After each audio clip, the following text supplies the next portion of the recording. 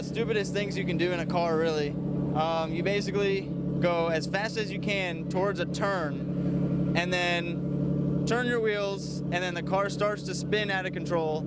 So you turn the wheels the other way and floor the gas, and you want to lose control, and you want your tires to be losing grip and everything, like the entire time through the turn. It's basically like the opposite of what real racing is, like NASCAR or drag racing or anything like that. And in competitions, you're graded more on like finesse and style versus who finishes the course first kind of thing. Being able to control an out of control car, and just when you're in the turn and like you're sideways through a turn and you're drifting, it just is a really good feeling. It's really smooth and there's a big adrenaline rush.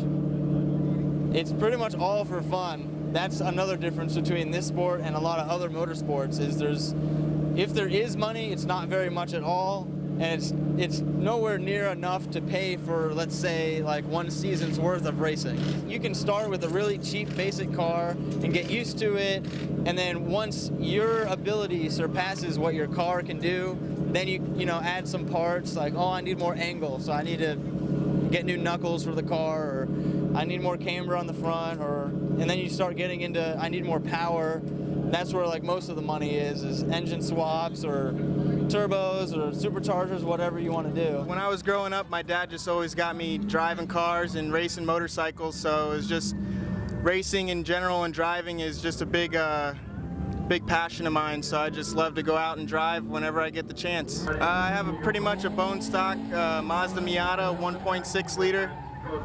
It's got upgraded suspension, full roll cage, racing seat. It's nothing fancy, but it gets the job done. It does take a little bit more of a tuned skill to be able to drift, because you're trying to throw the car sideways. You're trying to be as much in control as you are out of control. So it's definitely a tough sport, but at the same time, almost anyone can do it with enough practice. I've lost control a few times. I spin out quite often. Like I said, I'm still just an amateur. I just been driving for a few months now, so I do spin out often, but when I do get a nice drift going, it's a very exciting feeling.